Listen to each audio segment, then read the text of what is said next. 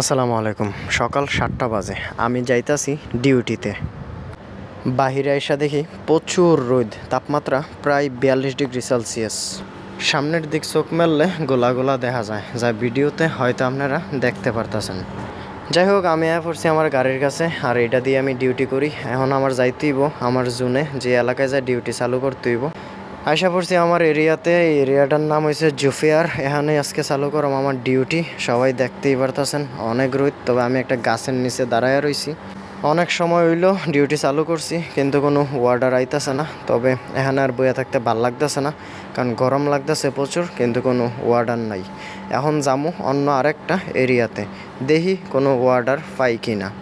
এই জায়গায় দেখি এই বাইটা খুব মন খারাপ করে বয়ে রয়েছে, কারণ এই বাইরেরও ওয়ার্ডার নাই। আর আমি জানি বাইরের কষ্ট। তো এর মধ্যে আমার একটা অর্ডার আইছে, আলহামদুলিল্লাহ আমি অর্ডারটা পিক আপ করছি। এখন যাই আমি কাস্টমারের কাছে অর্ডারটা ড্রপ আপ দেওয়ার লাইগা। আমি পড়ছি কাস্টমারের কাছে। আসলে এই কাস্টমারটা কাজ করে একটা ফার্নিচারের শোরুমে।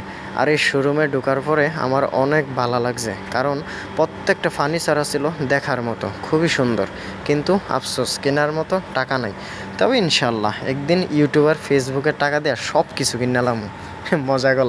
ওকে, আজকের মতো এতটুকুই। সবাই ভালো থাকবেন। আর আমি নতুন ইউটিউব চ্যানেল আর ফেসবুক পেজ ক্রিয়েট করছি, তাই হয়তো আমার কথাবার্তা আর ভিডিও একটু অগোছালো, তবে ইনশাল্লাহ ভালো কিছু করার জন্য চেষ্টা করব। তবে কোনো অশ্লীলতা না। ভালো থাকবেন। আল্লাহ হাফেজ।